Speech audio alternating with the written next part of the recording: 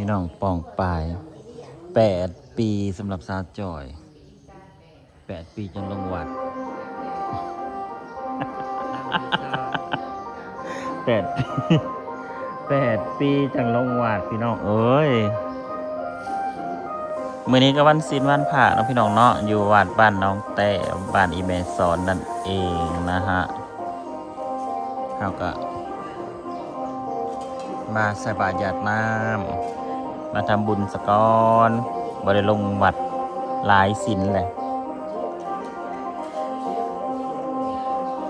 พี่อีพ่อพี่อีแม่ทามกินแล้วบ่จัก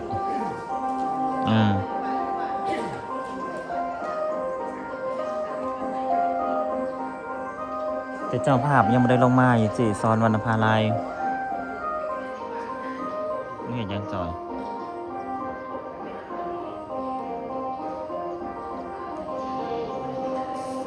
มันเอาเงินใส่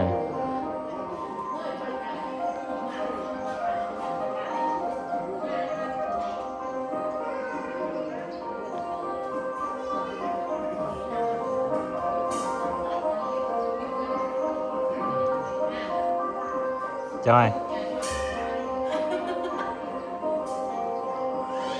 มึงแพ้เรางานนี่นะ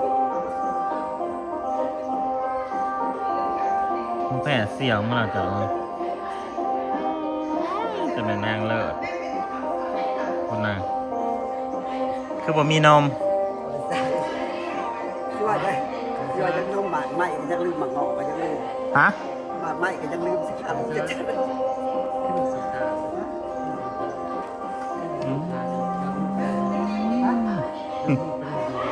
บ้านครับบาดงอกก็ลืมก็ชอบชื่อบ้านใส่ผัวเลยจ้ะผัวก็ลืม3-4 เทื่อรู้ว่ามันบ่ได้นอนกันหรือเปล่าย่านเนี่ยดึกๆทีขึ้นไปนอนแล้วบัดนี้มันป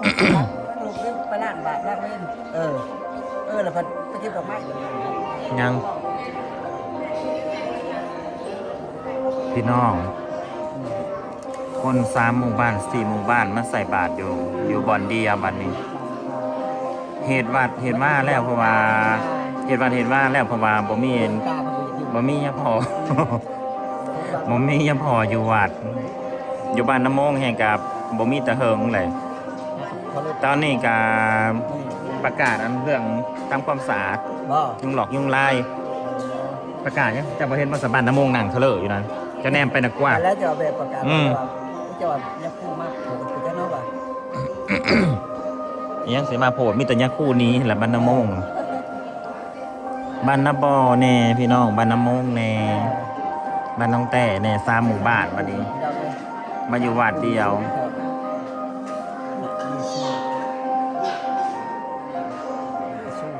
แม่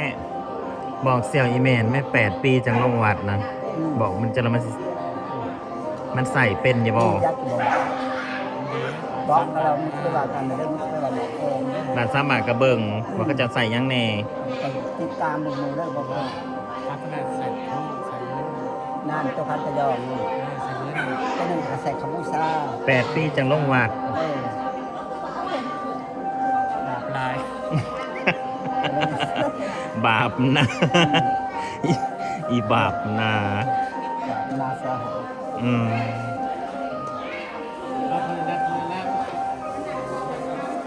มันบอกก็ไปเดี๋ยวนี้อยากบอกมันว่าอะไรฮะ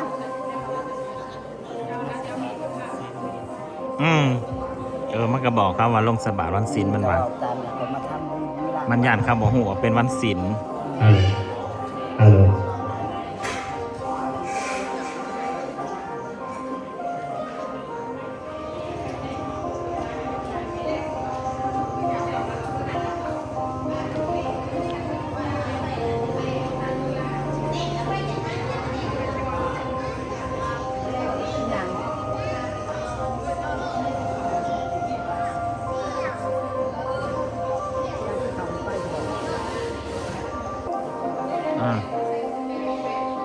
ย่างส่วนก็ไปส่วนมาอยู่เนาะ2 เสี่ยวนี่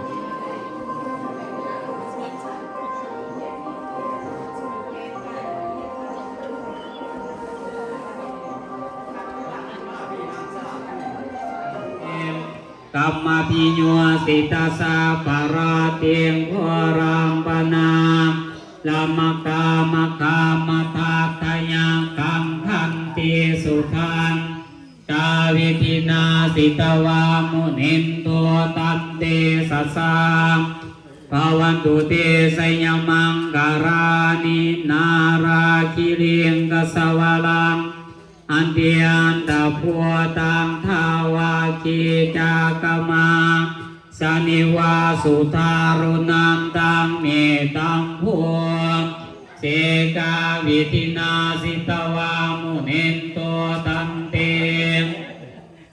สัสสะภวันตุเตสยมังการานิอุนาสิตวามุนินโตตันเตสัสสะภวันตุเตสยมังการานิสัจจังวิหายยามติสัจจะกวาทะเกตุงวาทาปิโรปิตามานังอติอันทโวตังปัญญาปภิปัสสาริตัวสิตวามุนินโทตันเตสัสสะภวันตุเตสยมังคารานินันโทปนันตาโวสกังมิพัวตังเยติมกุนเตนะเทกาปุสเกนะธรรมาปัญญันตัวอิโตปะเทสัง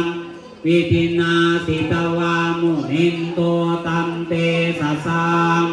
ภวันตุเตสยมังการานิทุกขาหาติเทปัวสมกันเดสัสสะ 8 ปีจังเขาวัด สยมังการานิเจตาปิพุตาสยมังการังอาตากาทาโยวาจโยตินาติ สกิดเสี่ยวมะแกง เกือบ เอ เบิด ภวะวันตรายโยสุขิติคังโยโกภวะอภิวาทนาเสียเนสเนจ ลูกฟังนางเอก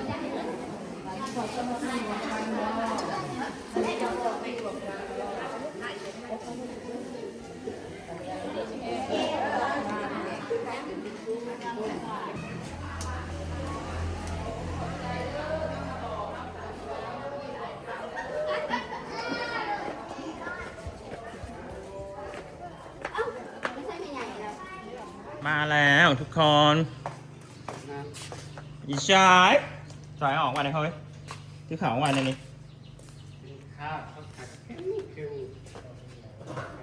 มึงมาเอาติบเขาออกดูครับเจ้าคันได้ไหมก่อนกูห่อนใช่ปะจะขึ้นไปอาบน้ำไปได้แค่นี้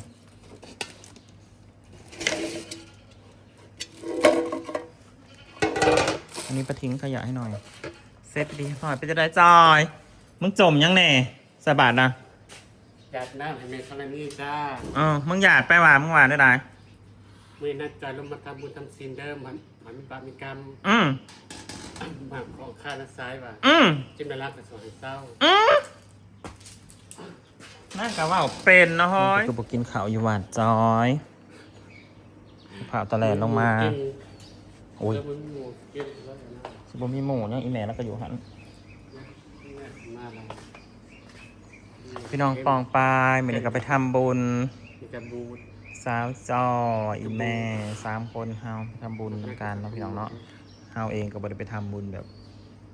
วันพระนี่หลายศีลแหละพี่น้องหลายแล้วหลายศีลแล้วนี่ก็เลยมีโอกาสไป